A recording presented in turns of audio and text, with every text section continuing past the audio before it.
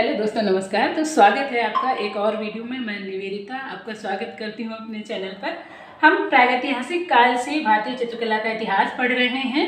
भारतीय चित्रकला के इतिहास के विषय में प्रागैतिहासिक काल से लेकर आधुनिक काल तक की संपूर्ण जानकारी देने का जो मेरा वादा है आपसे वो मैं पूरा करूँगी। और प्रागैतिहासिक काल से लेके आधुनिक काल तक की संपूर्ण जानकारी आपको मेरी वीडियोस में मिलेगी। उसी सीरीज में आज हम आगे बढ़ेंगे। हमने कल बात की थी प्रागैतिहासिक काल, जिसे पाषाण काल के नाम से जाना गया, जिसकी संपूर्ण टाइमिंग थी 30,000 से 3000 ईसा पूर्व तक या बीसी तक। जिस पाषाण काल को मानव की प्रगति के आधार पर 3 भागों में बांटा गया था।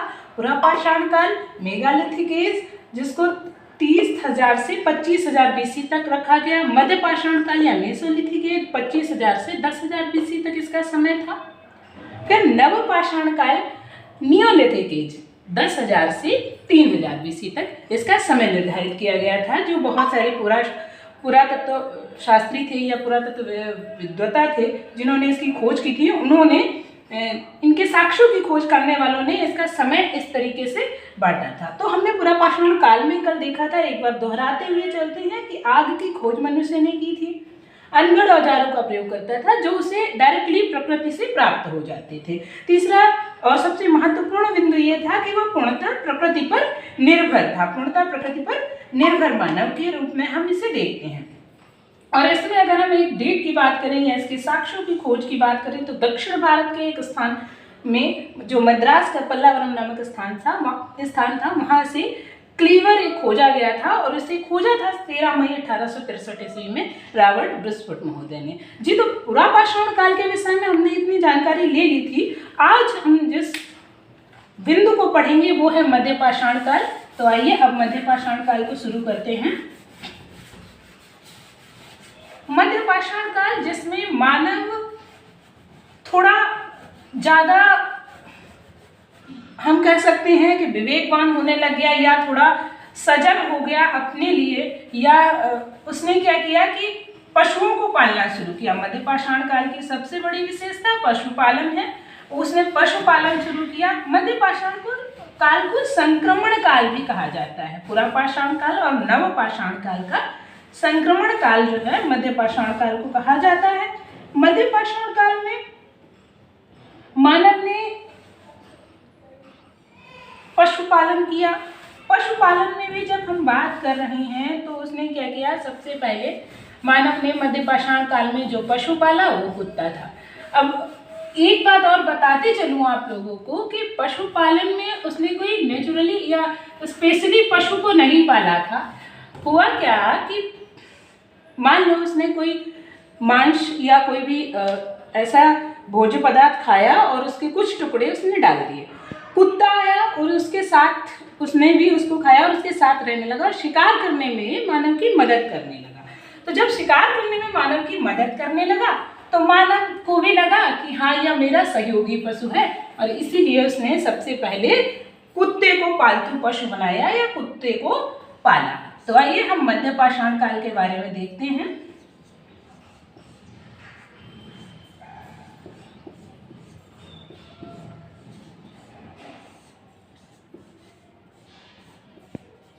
मध्य पाषाण काल, जिसका समय क्या था, 25,000 बीसी से 10,000 बीसी तक। 10,000 बीसी तक। अब मध्य पाषाण काल की विशेषताओं के विषय में जब हम देखें तो बिंदुवार देख लेते हैं। सबसे पहले नंबर 1 क्या था, सबसे बड़ी विशेषता, मानव पशुपालन करने लगा।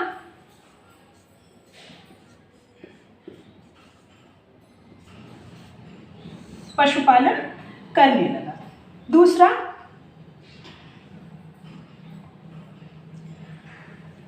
थोड़ा बहुत वह बर्तनों का निर्माण करने लगा।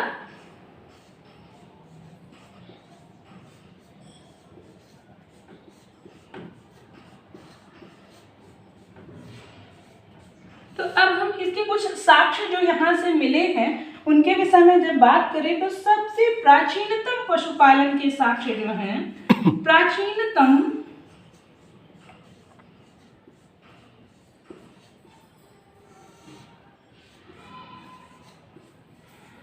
पशुपालन के साक्ष्य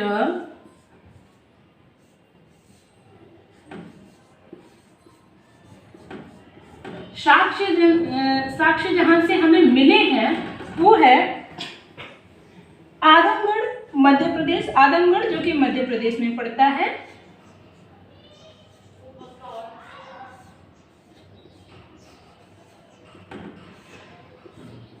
आदमगढ़ मध्य प्रदेश में पड़ता है। यहां सबसे प्राचीन पशुपालन के साक्ष्य मिले हैं।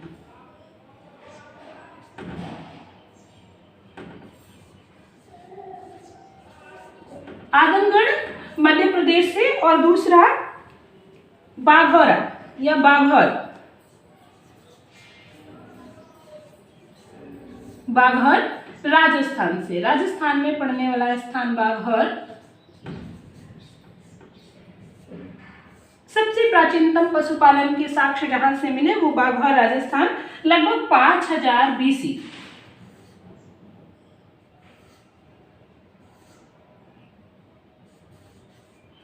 5000 BC के ये साक्ष्य हैं। तो सबसे प्राचीनतम पशुपालन के साक्ष्य जहां हमें मिलते हैं या जहां से हमें मिलते हैं, तो एक तो आदमगढ़ आपको याद रखना है, दूसरा बाघौर राजस्थान याद रखना है। मध्यकाल के अगर हम साक्ष्यों की बात करें कि सबसे पहले किसने साक्ष्य खोजे और कहां से खोजे, तो सन 1867 ईस्वी में, अभी हमने पुरापाषाण काल के देखे तो 1863 ईस्वी में खोजा गया था।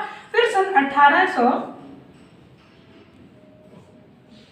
1867 ईस्वी में आर्चिबाल्ड कार्लाइल,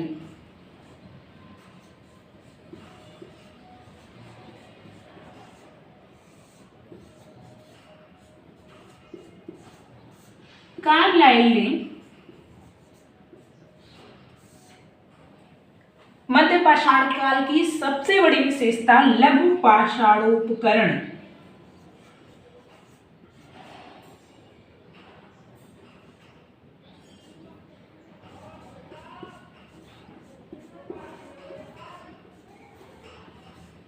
लघु पाषाणोपकरण या माइक्रोलिथ्स,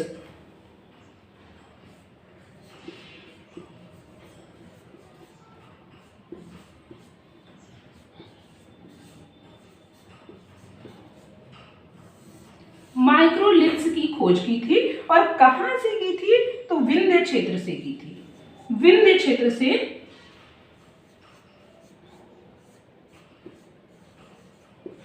तो आपको याद रखना है कि विंध्य क्षेत्र था, लघु पाषाणोपकरण मध्य पाषाण काल की सबसे बड़ी विशेषता। अब तक हमने क्या देखा कि मनुष्य जो था अनगढ़ औजार, जैसे उसको ऐसे पत्थर मिले, ये थोड़ा सा नुकीला दिखा तो इसको जो है उठाया और पुरापाषाण काल के मानव ने पशु पर वार कर दिया या प्रहार किया। अब यहाँ मध्य पाषाण काल का मानव थोड़ा हम कह सकते हैं सजग हो चुका था, या थोड़ा सौंदर्य के प्रति रुझान लेने लगा था, या उसको ये समझ में आ गया था कि इन्हीं पत्थरों को अगर हम थोड़ा सा और परिष्कृत करके प्रयोग करेंगे तो अच्छा हमें रिजल्ट मिलेगा या हमें जल्दी पशुओं को मारने में आसानी होगी। तो उसने क्या किया, कुछ इस तरीके से नुकीले पत्थर बनाने शुरू कर दिया। इनको थोड़ा इन्हें मान लो इसी पत्थर को उसने काट छाट के नुकीला कर दिया।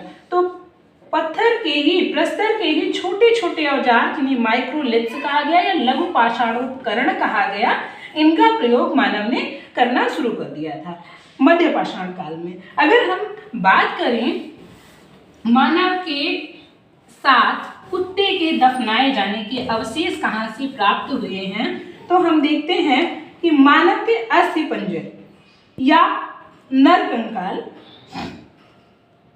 मानव का के अस्थिपंजर सबसे पहले कहाँ मिले हैं,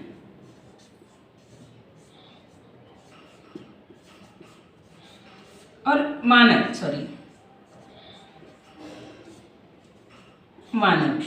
ठीक है, मानव के अस्थिपंजर या नरकंकाल सबसे पहले जहां मिले वो प्रतापगढ़, ये कहाँ मिले, प्रतापगढ़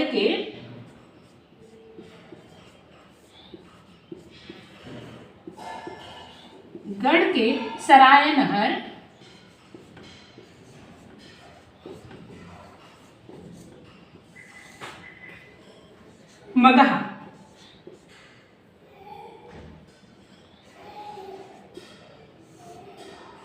मगहा से प्राप्त प्राप्त हुए हैं। जैसा कि मैंने बताया कि मध्य पाषाण काल को संक्रमण काल कहा जाता है, तो हम देखते हैं कि एक जहाँ शून्य, एक तरीके से देखिए पुरा पाषाण काल में मानव शून्य, और उसके बाद धीरे धीरे उसके विकास को दर्शाता है मध्य पाषाण काल की मनुष्य ने खेती करना, थोड़ा बहुत पशुपालन सीख लिया, और सबसे ज़्यादा जहाँ परिष्कार होता है वो उत्तर पाषाण काल है, और मनुष्य ने चित्रकला का भी प्रयोग जहाँ किया है वो उत्तर पाषाण काल है। तो अब हम मध्य पाषाण काल की विशेषताओं के बाद उत्तर पाषाण काल या नव पाषाण काल की ओर चलते हैं। और नव पाषाण काल की सबसे बड़ी विशेषता है कि मनुष्य ने कृषि करना सीख लिया, मनुष्य बस्तियों में रहने लगा, एक समूह में रहने लगा। उसे ये समझ में आ गया कि अगर हम एक साथ रहेंगे और तकनीकियों, थोड़ी सी तकनीकी, आज की तरह वैज्ञानिक तकनीकियाँ नहीं, लेकिन हाँ कुछ तकनीकियों का प्रयोग करेंगे तो हमारा जीवन सरल हो सकता है। तो और उस समय नवपाषाण काल में ही मनुष्य ने क्या किया कि कला के प्रति उसका रुझान बढ़ने लगा।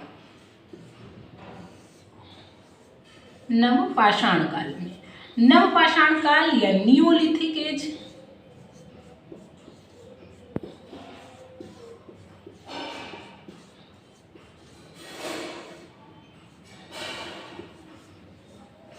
नियोलिथिक एज, जिसका समय क्या था 10,000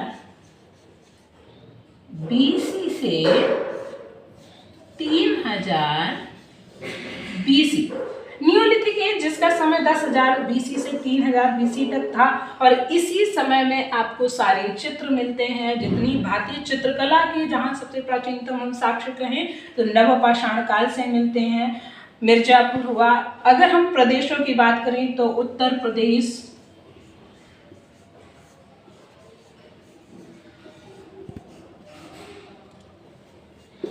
मध्य प्रदेश,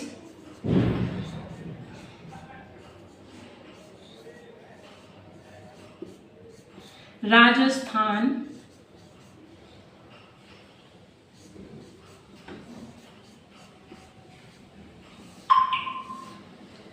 इसके अलावा उत्तराखंड,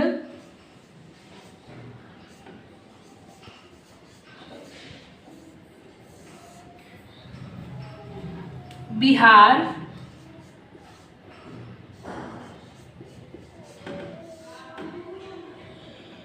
कुछ दक्षिण भारत में भी कुछ इसके साक्ष्य मिले। दक्षिण भारत के राज्यों में भी इसके साक्ष्य मिलते हैं। तो ये मोटा मोटा कि आपको किन प्रदेशों में, एक छत्तीसगढ़,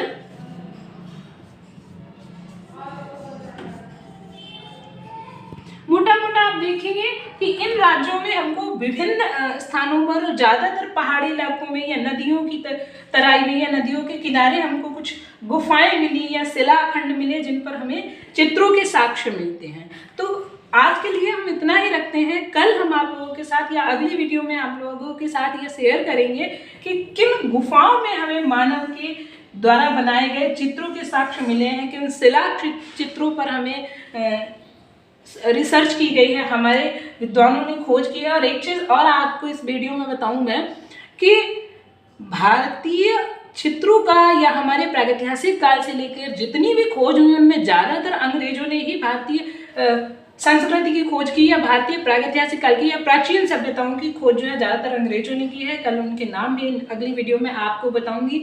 आज की वीडियो आपको कैसी लगी कमेंट में ज़रूर बताइएगा। वीडियो देखने के लिए धन्यवाद। वीडियो अच्छी लगी तो चैनल को सब्सक्राइब करें और ज़्यादा से ज़्यादा शेयर करें, वीडियो को लाइक करें। Thank you for watching.